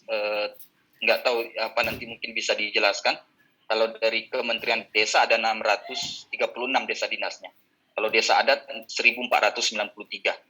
Nah, dari sistem pemerintahan desa adat yang sudah dijalankan ini, kira-kira apa pengaruhnya Pak? Dampaknya bagi perkembangan kehidupan demokrasi di Bali, ya.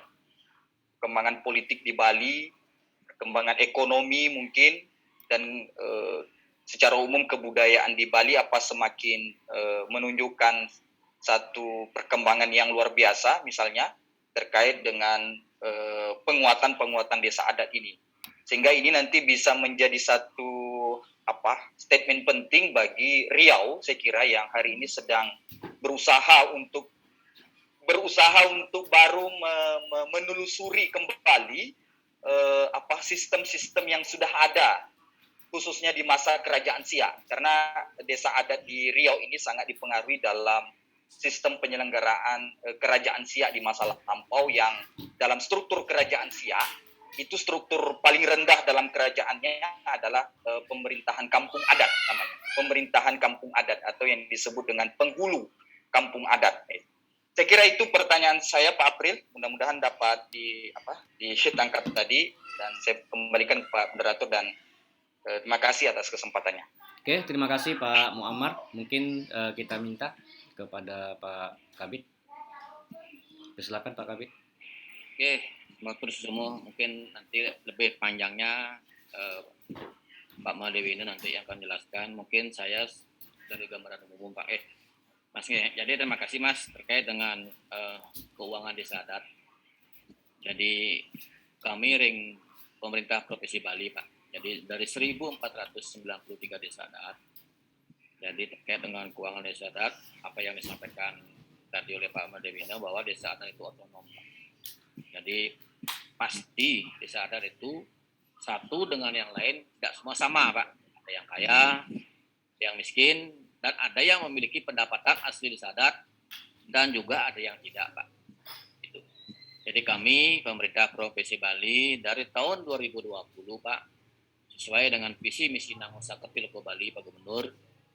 Jadi pemerintah Provinsi Bali memberikan dana stimulus Pak. Jadi 300 juta per desa adat. Itu diambil dari anggaran pemerintah Provinsi Bali. Nah, terkait dengan bantuan dari pusat selama ini belum Pak. Nah, untuk desa adat ada yang di kabupaten kota Pak. Jadi sama juga dengan di kabupaten kota yang lain. Mungkin kabupaten dan kota ada yang bisa memberikan bantuan kepada desa adat, ada yang tidak Pak. Jadi ada beberapa mungkin seperti Kabupaten Badung atau Denpasar, Kota Denpasar yang kaya Pak. Desa adat diberikan bantuan sesuai dengan kemampuan desa pemerintah kabupaten kota masing-masing. Nah, untuk pemerintah Provinsi Bali Pak, jadi masing-masing desa adat itu kita berikan bantuan sebesar 300 juta. Jadi kita atur dalam Pergub 34 tahun 2019 terkait dengan tata kelola keuangan desa adat Pak. Di sana sudah ada juknis, ada dana itu untuk apa saja, sudah diatur di sana Pak. Nah, itu yang bisa kami sampaikan. Nah, tadi terkait dengan Dinas PMA Pak. Jadi Dinas PMA merupakan tipe A. Jadi ada sekretaris, ada 4 bidang Pak. Jadi yang disampaikan Bapak tadi terkait dengan bidang ekonomi. Terkait dengan LPD dan Bubda Pak. Jadi kalau memang Perda ini sedang digodok Pak. Jadi belum selesai. Jadi LPD. Jadi mungkin masih memakai Perda yang dulu Pak. Gitu. Masih kita memakai Perda yang dulu. Jadi mudah-mudahan Perda yang sedang digodok ini sudah selesai Pak. Mohon maaf Pak, jadi mungkin nanti saya jawab dengan umum aja Pak. Mungkin nanti Pak Wadewina bisa menambahkan Pak. Jadi terkait dengan LPD. LPD itu Pak kalau di Bali dulu Pak, lembaga perkerintahan desa. Kalau dengan pergub yang baru ini namanya dirubah Pak. Labde Pacingkreman Desa Adat. Jadi LPD itu dimiliki oleh Kramo Desa Adat Pak. Jadi LPD itu dimiliki oleh Kramo Desa Adat. Nah dalam kesehariannya, jadi perekonomian itu juga ada BUPDA, Badan Usaha Paduan Desa Adat. BUPDA ini Pak, usaha ini milik desa adat gitu. Jadi setiap desa adat kita wajibkan nanti memiliki BUPDA gitu, yang melaksanakan kegiatan usaha di bidang ekonomi Pak, perekonomian ini. Jadi arahan pimpinan, jadi desa adat ini karena situasi dan pandemi COVID sekarang ini Pak, jadi BUPDA kita akan bangkitkan nanti tahun depan. Jadi apabila desa adat itu memiliki penghasilan, mohon maaf berupa panen Pak, jadi panen cabai atau bawang, bisa desa adat itu Kramo itu menjual ring BUPDA desa adat gitu. Jadi istilahnya BUPDA itu Kramo untuk Kramo, jadi tidak dibawa keluar Pak. Sama dengan LPD juga begitu rencananya nanti kita akan diperbarui ini Perda LPD ini bahwa untuk penguatan LPD, jadi selama ini mungkin di Bali Pak, jadi mohon maaf ada LPD yang sehat dan ada yang tidak sehat. Jadi tidak semua itu LPD itu sehat. Nah, untuk tahun 2020, jadi Dinas Pemajuan Masyarakat Adat ini terbentuk, yang dulunya tugas tanggung jawab pembinaan LPD ada di bidang ekonomi diserahkan kepada Dinas PMA Pak. Jadi kami mulai tahun 2020 ini menangani LPD gitu. Ya, kalau yang dulu itu ada di Biro Perekonomian Pak, di kantor gubernur. Nah terkait dengan LPD ada beberapa data LPD Pak, nanti mungkin kami akan minta di bidang perekonomian Pak. Jadi di sana yang menangani selama ini Pak, koordinasi terkait dengan mohon maaf pencegahan, keuangan dan sebagainya sudah kita koordinasi dengan LPD, pembina LPD Pak yang ada di Bali. Nah terkait dengan secara umum Pak, jadi BUPDA dan BUMDes ini fungsinya sama, yaitu untuk membangkitkan perekonomian bagi warga desa adat. Ya, kami juga di desa dinas ada BUMDes Pak, jadi tujuannya sama dengan BUPDA Pak. Jadi bagaimana perekonomian desa adat itu bisa bangkit Pak dalam situasi pandemi COVID ini. Mungkin itu Pak secara gambaran umum, nanti kan lebih jelasnya disampaikan oleh Pak Madewina dari MDA Provinsi Bali. Itu Pak. Oke, terima kasih Pak Kabid atas penjelasannya untuk menjawab pertanyaan dari Bapak Muammar Al-Qaddafi. Silakan Pak Ketua dan Pak Muammar masih ada? Atau kita Saya kira cukup barangkali. Iya. Mungkin ada tadi pertanyaan yang diajukan kepada Pak Ketua MDA ya Pak Muammar ya.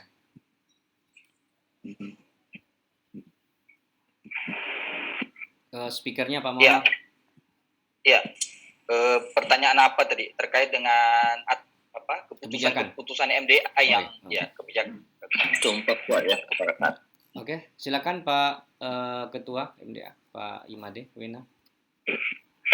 Oke ya, terima kasih. Saya barangkali ada komentari beberapa karena saya catat tadi beberapa pertanyaan. Yang pertama tadi pertanyaan yang misalnya program dari PMA ya. Barangkali saya perlu tambahkan, sesungguhnya PMA itu hanya dalam konteks lebih banyak memfasilitasi ya. Itu lebih banyak memfasilitasi Pak. Seperti tadi bahwa desa adat itu semua konteksnya adalah dia otonom ya. Karena dia otonom, maka posisi daripada Dinas Pemajuan Masyarakat Adat adalah memfasilitasi. Sehingga yang membuat program real itu adalah masing-masing desa adat. Tapi Dinas PMA mengalokasikan atau mengarahkan, tapi realnya adalah desa adat yang buat program. Kemudian yang berikutnya justru program yang menjadi bagian dari PMA lebih banyak diarahkan kepada upaya penguatan. Termasuk juga program yang luar biasa dari Pak Gubernur dalam rentang waktu 1 tahun ya belakangan ini adalah program untuk memfasilitasi pembuatan gedung majelis di seluruh kabupaten kota se-Bali dan di Provinsi Bali. Ini adalah program Pak Gubernur, sehingga majelis sekarang di Provinsi Bali itu sudah punya gedung lantai 3, Pak. Kemudian di Kabupaten Kota se-Bali juga sudah ada semua gedung majelisnya yang memang dari dulu sangat kita harapkan. Nah itu program luar biasa bagi kami yang dilakukan oleh pemerintah Provinsi Bali, karena kami berprinsip kalau kita tidak punya tempat, maka sebesar apapun komitmen kita untuk mempertahankan, untuk mengembangkan adat istiadat kita tidak akan bisa kita secara maksimal. Kemudian yang kedua termasuk ada gedung ya, ada fasilitasi tenaga sekretariatan di Majelis Desa Adat Provinsi Bali maupun di kabupaten kota sampai kecamatan, Pak.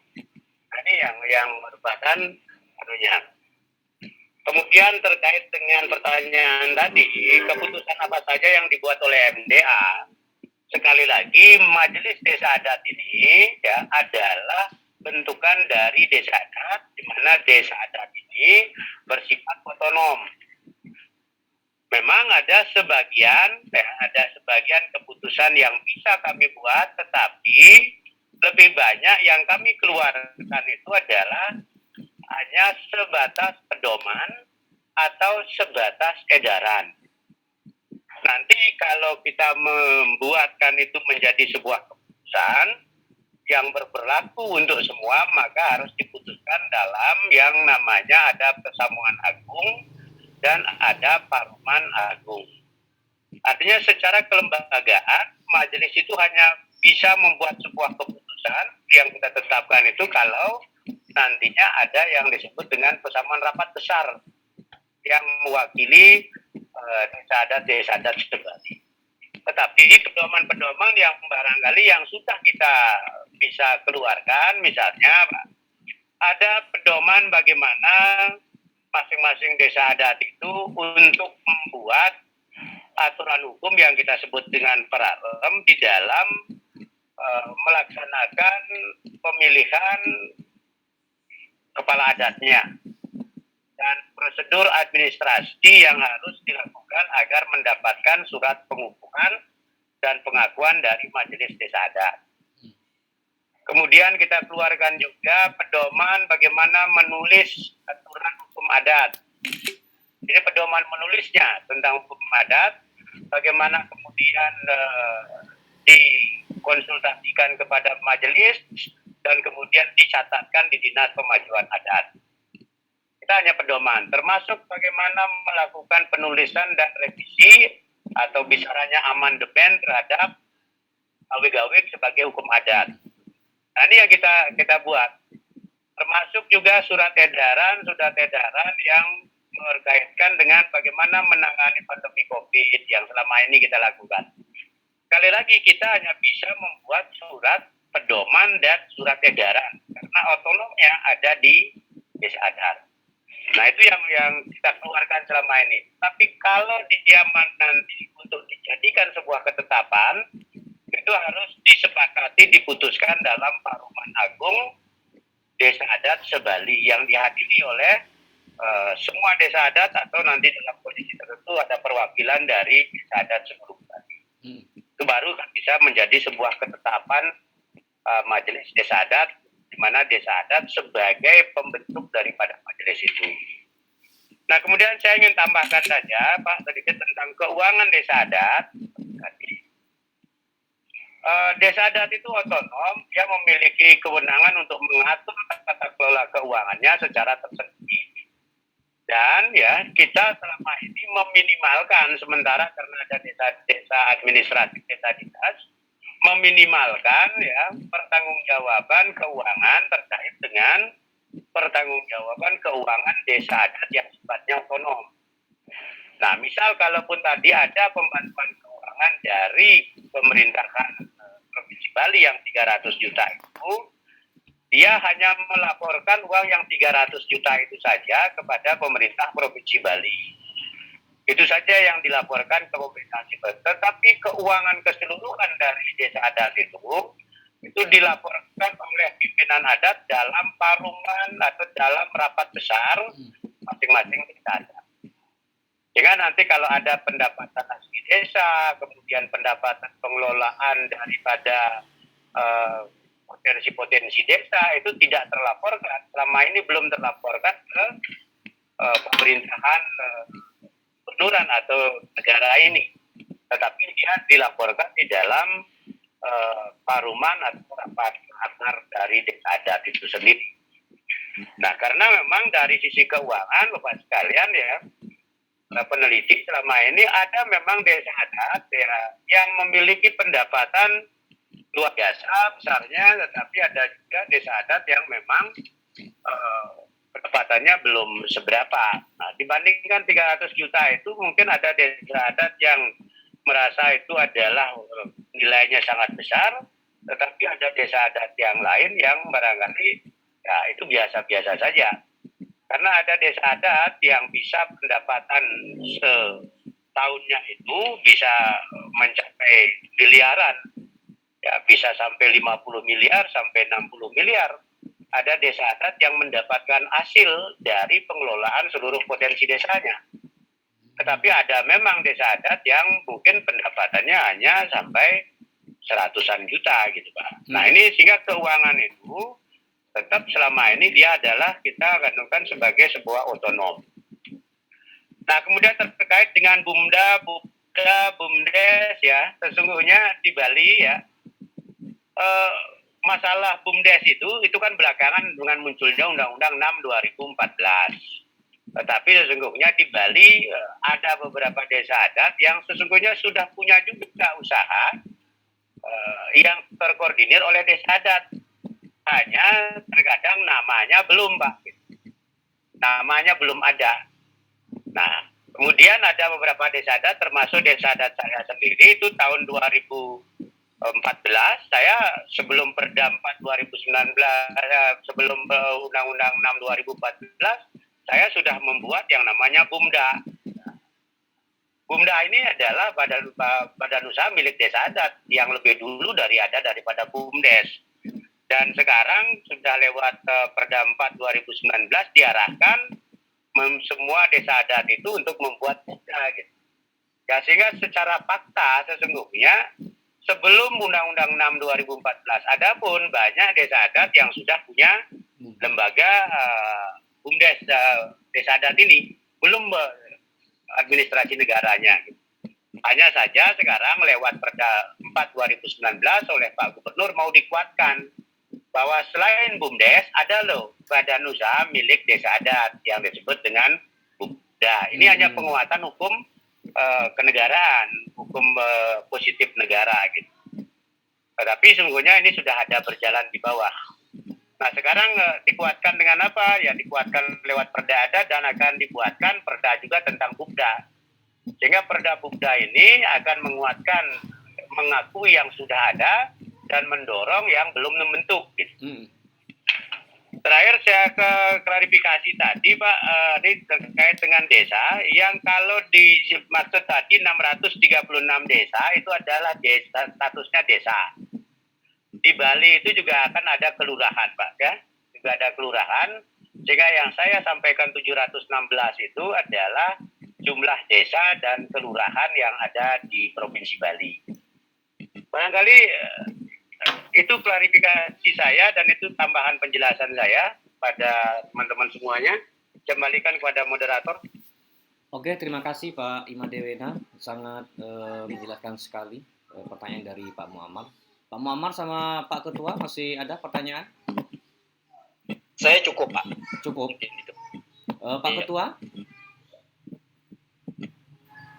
Pak Ketua Said, Pak Dr. Said?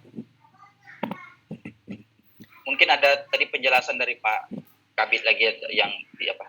Pak dari Dinas mungkin ada tambahan penjelasan Pak B. Ya, silakan Pak Kabit kalau misalnya ada penjelasan Pak Kabit.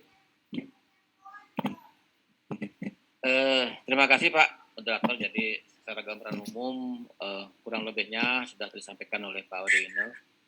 Yang betul Pak yang disampaikan oleh Pak Madewino dari MDA bahwa tugas kami yang Dinas PMA memfasilitasi Pak di sana. Jadi program semua itu ada di Disadat Pak. Yang disampaikan ke kita yang memfasilitasi, kita tuangkan nanti Pak dalam bentuk juknis terkait dengan tata kelola keuangan Disadat itu. Nah terkait dengan Bumda dan Bumdes yang kira juga sama juga visinya Niko untuk membangkitkan ekonomi. Jadi terkait dengan LPD Pak, jadi kita sedang membentuk perda juga, mudah-mudahan nanti perda ini selesai kan gitu bisa kita nanti tuangkan untuk kita ajukan kepada DPR dan selesai Disadat bisa melaksanakan LPD itu Pak untuk kepentingan juga kerama desa kita. Nah mungkin itu Pak, jadi Aldi, bisa kami Dek, tolong tambahkan abang bahwa ambil Dinas cas HP Kemajuan abang situ, Masyarakat Dek, sama Adat Provinsi apa, Bali sama Pak. Jadi cok dinas yang sambungnya, Dek. mampu, Tolong, yang Dek. mengayomi Pak, yang memfasilitasi desa adat 1493 Pak. Semua program beliau ada di desa adat dan memiliki pastikian Pak. Jadi ketuanya itu ada MDA yang tadi disampaikan oleh Pak Madewino bahwa program-program kegiatan daripada desa adat dan MDA Pak, kami dinas pemajuan masyarakat adat tetap Pak. Jadi memohon fasilitas itu tetap kami. Jadi kegiatan kami Pak tidak bisa semena-mena Pak tanpa ada persetujuan dari beliau Pak. Karena kita di Bali Pak, desa adat itu sangat unik. Seperti yang disampaikan oleh Pak Madewino, desa adat di Bali itu ada sejak zaman dulu Pak. Terkait dengan pemilihannya bagaimana, terkait dengan pemerintahnya bagaimana gitu Pak. Jadi ada perekonomian, tapi tuangkan di Dinas PMA, ada bidang pemerintahnya bagaimana, ada bidang hukumnya Pak, aweg-awegnya para rom itu Pak. Terkait dengan pembangunan juga rencana 5 tahun. Yang kira itu Pak. Jadi kurang lebihnya mohon maaf Pak. Terima kasih. Ya, terima kasih kepada Pak Kabid, Pak Iputu Suryana. Mungkin sebagai saya minta kepada Pak Ketua, Pak Dr. Said untuk menyampaikan kata penutup mungkin kepada Pak Kabid dan kepada Pak Ketua. Pak Ketua, barangkali sebelum ditutup saya tambah lagi sedikit ya. Silakan Pak Ketua. Ya, artinya sekali lagi saya sangat berterima kasih adanya penelitian ini gitu.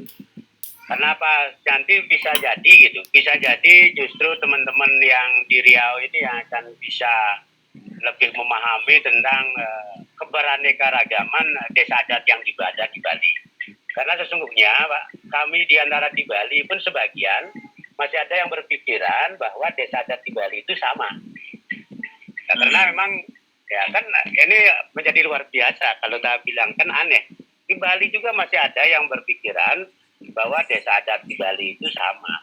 Oleh karena itu kadang-kadang saya sering juga menyampaikan jangan sampai kita menyamakan desa adat kita padahal kita sendiri belum tahu desa adat tetangga. Nah ini yang tadi Pak ya yang terjadi di Halo? Iya. Halo? Iya Pak. Ya, kalau kemudian berikutnya mungkin nanti data-data yang lebih terkait dengan struktur organisasi majelis, model contoh struktur desa adat yang ada di Bali, Bapak sekalian bisa minta nanti lewat chat ke saya sehingga saya berharap tulisan Bapak di komparasi ini bisa lebih maksimal.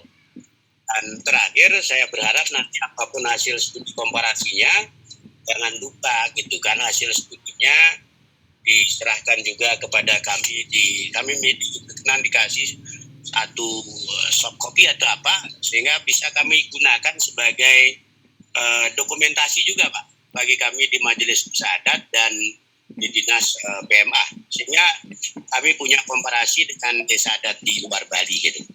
Nah itu permintaan saya. Iya siap Pak. Nah sekedar laksanakan Bapak ke Bali Pak. Saya kebetulan baru nyampe di gedung majelis. Inilah gedung majelis kami Pak. Barangkali ya langsung kami screenshot Pak. Ya. Langsung kami screenshot. Ya. Desa adat Provinsi Bali. Ya, saya tadi jalan dari Pak. ya seakan-akan Pak ke gedung desa adat Provinsi Bali. Ini untuk bisa Pak dan direkam kami masuk ya. Kebetulan karena ini adalah staf kami Pak. Halo. Ya. Iya, tamu yang datang. Kalau deh teman-teman dari Riau deh. Ya ini staf kami ya. Ya, Yang ada ya. di kantor Pak. Ya. Pak, itu tambahan saya. Semoga bisa memberikan manfaat bagi kita semua. Silakan saya serahkan kepada Pak Dr. selaku peneliti. Pak Made, sebentar Ya. Pak Made. Mungkin untuk bisa intensitas komunikasi kita mengenai data penelitian kami di Desa Adat Bali, boleh kami minta nomor WA Pak Made atau email? Ya, silakan dicatat biar ada nomor WA 081 Ya, 338 ya, 70 ya. 709817. Saya ulangi Pak Made. 081 081 Ya, 081 338 709817. ya, oke. Makasih Pak Made. Dan nanti kalau setelah nanti bisa emailnya nanti saya kirim lewat WA ya. Oke, siap. Oke, saya kira itu sambil saya tetap ini sudah sampai di kantor. Ya, Kebetulan kamu juga Pak ya. ya. Lanjut saya di Ya, terakhir Baik, saya Pak. meminta Ya, Pak Ben. Pak Said, Pak Ketua Ya. untuk menutup. Sebelum ke Pak Said, Pak Prince, saya coba ini dulu. Boleh, silakan. Iya, terakhir belum ditutup nanti oleh Pak. Terima kasih Pak Ketua MDA, Pak Doktor, Pak Kabid atas penjelasannya. Yang jelas bahwa kajian penelitian kami ini mengambil yang tahun sebelumnya kami coba melakukan penelitian di beberapa daerah yang terkait dengan desa adat ini, tapi memang mengapa Bali menjadi satu studi komparatif dari informasi-informasi yang kami dapatkan, karena memang secara teori tentang struktur pemerintahan yang diatur di dalam konstitusi kita, yang sesungguhnya memang praktek penyelenggaraan pemerintahan desa dalam desain para pendiri bangsa ini memang sebenarnya kelihatannya prakteknya ada di Bali pada hari ini kalau kita merujuk pada pasal 18 Undang-Undang Dasar 1945 itu pada versi yang pertama dan filosofi dari undang-undang itu. Nah, Bali sudah mempraktikkan itu, yang tadi sudah banyak dijelaskan, cukup memberikan kami satu hasanah pengetahuan baru dalam kajian-kajian pemerintahan lokal, khususnya pemerintahan desa di Indonesia.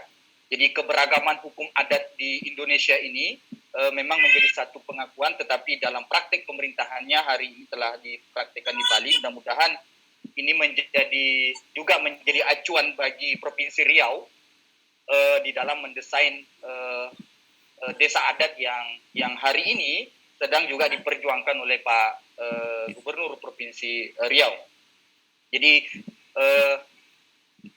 terima kasih Pak Ketua, nanti kami mohon izin untuk dapat berkomunikasi dalam melakukan in-depth interview, wawancara lebih mendalam terkait dengan penulisan penelitian ini yang insya Allah mudah-mudahan akan harus selesai di tahun 2021 ini. Terima kasih Pak April. Sekira itu saja. Ya. Halo Pak April. Ya. Ya. Oke. Silakan Pak Ketua, Pak Dr. Said. Terima kasih yang saya hormati Bapak Kabid dan Ketua khususnya.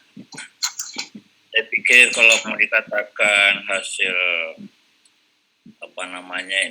pertemuan kita melalui dunia layar, ya jelas memang semakin tambah penasaran kami ini Pak, ya tentang ciri khas daripada eksistensi masyarakat adat di desa adat Bali ini ya.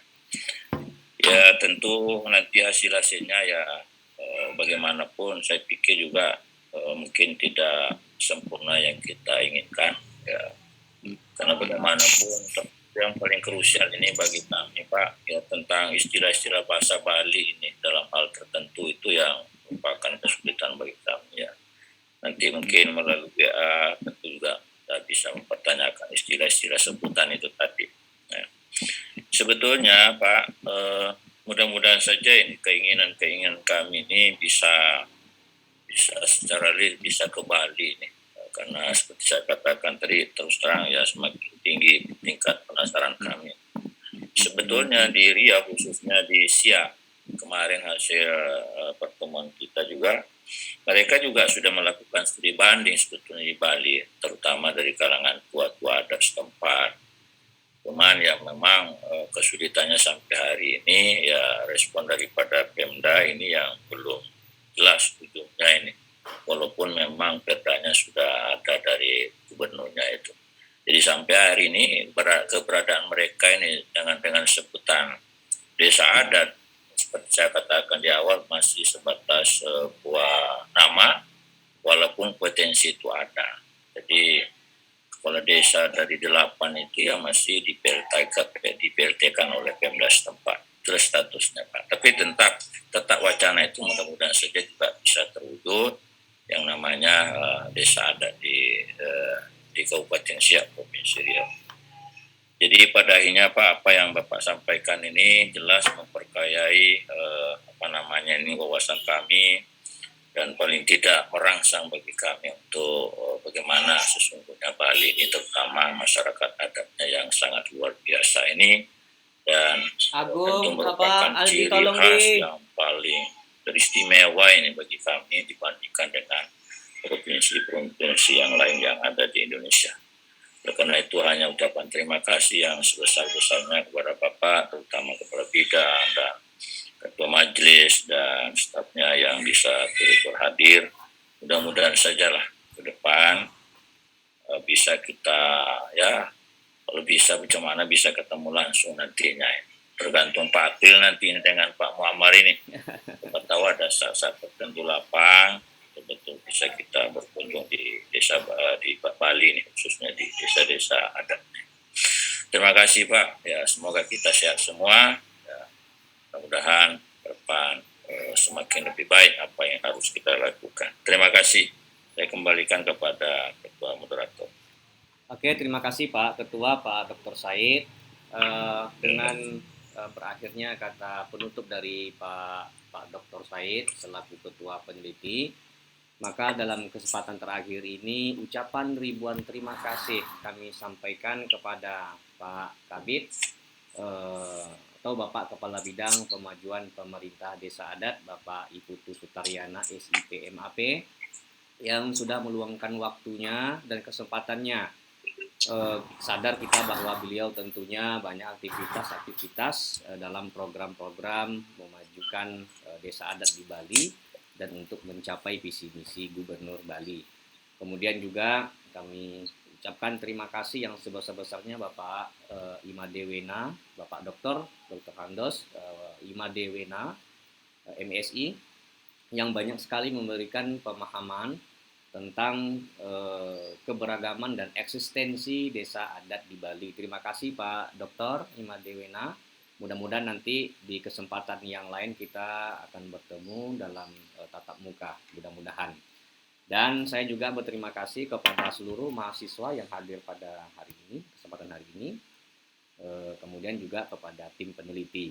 Saya akhiri, selamat siang semuanya, salam sejahtera buat kita semua. Assalamualaikum warahmatullahi wabarakatuh. Waalaikumsalam. Waalaikumsalam warahmatullahi wabarakatuh.